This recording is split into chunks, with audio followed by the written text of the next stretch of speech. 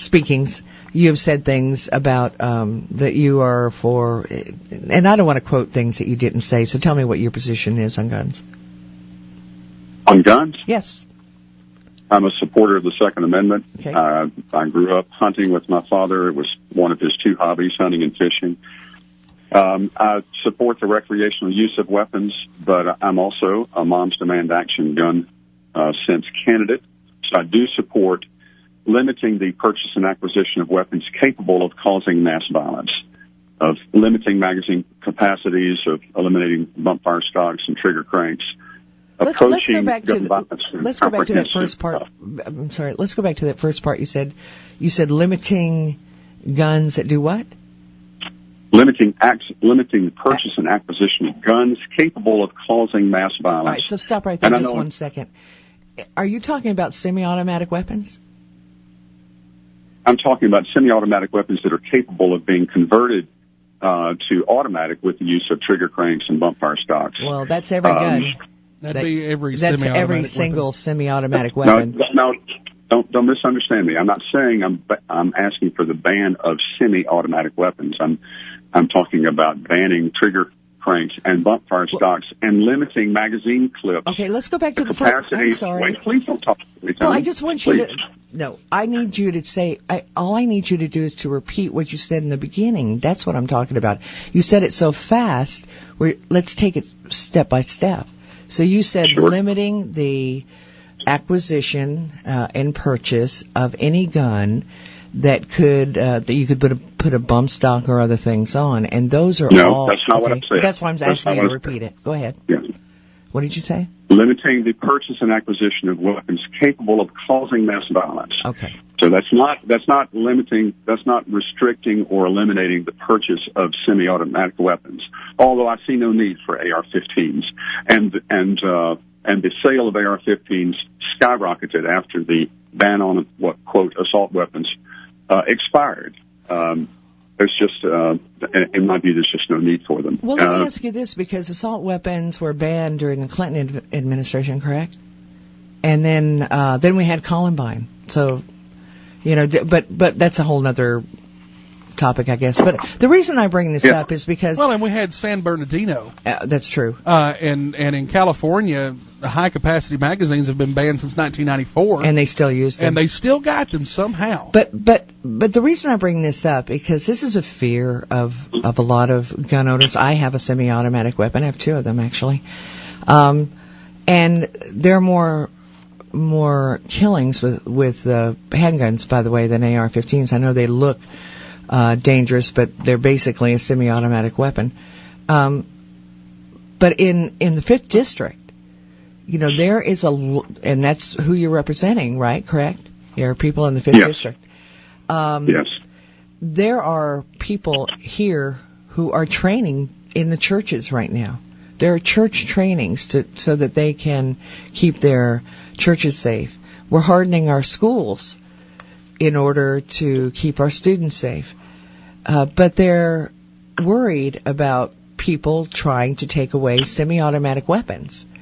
And a lot of people are on that bandwagon. Bloomberg is on that bandwagon, and the organization you just quoted wants to get rid of semi-automatic weapons. So let me tell you a story about Birmingham over the weekend.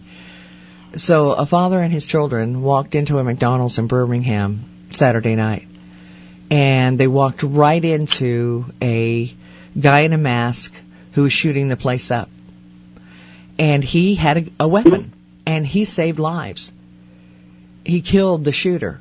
And the employees who were there, we have sound bites from some of the employees there who said this guy was their hero, because there was a good guy, who took out a bad guy, a good guy with a gun. And I know a lot of the media make fun of that, but it happens more than a lot of people realize, especially here in the Tennessee Valley.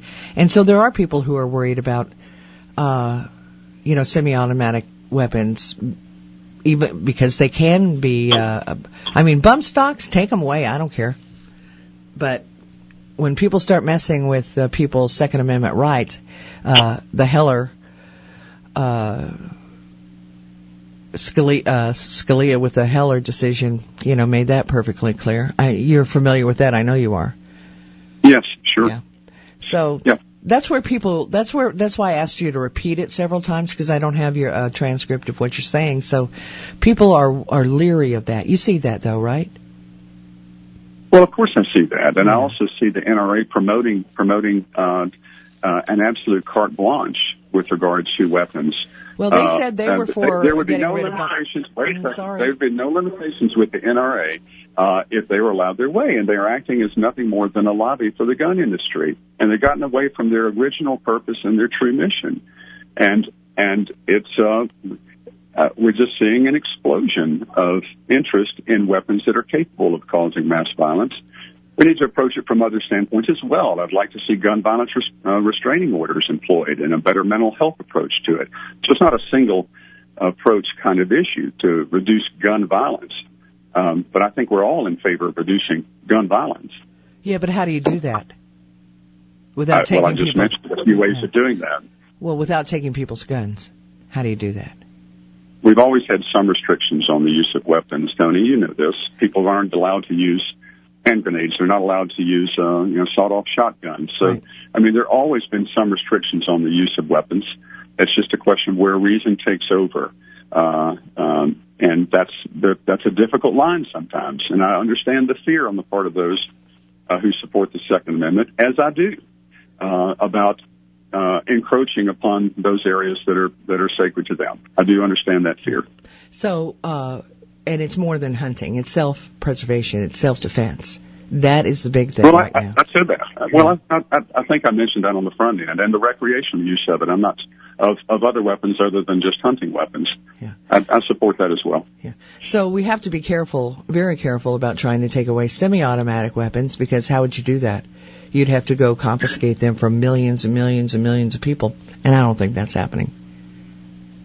Do you? Well, I don't think you heard me again. I didn't say to confiscate semi-automatic weapons. I'm concerned about the conversion of those weapons to automatic weapon fire, and making sure that doesn't happen. And I'm with you on that. In fact, the NRA said they were for getting rid of bump stocks. So just to be clear on that, and the Attorney General said he's working on it, getting rid of bump stocks. But that's a minor issue, and we know that. Well, you just brought that up. That's why I brought it up.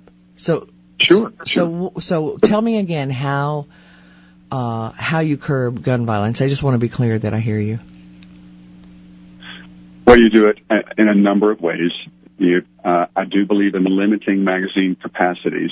Hunters aren't allowed to have unlimited capacities. As a hunter, I was not allowed to have unlimited number of shotgun shells or bullets when I was hunting. So limiting them to what? The capacities? Well, that would have to be done legislatively to whatever the legislature deems as reasonable. What do you think is reasonable? I don't think 30, 50, or 100 rounds is reasonable. What about 10? I think 10 is too many. I think 5 is fine. I have 10. But that's just my judgment. Yeah. See, again, when you deep dive into actually, instead of just what in specifically that people want, that's when people start getting nervous.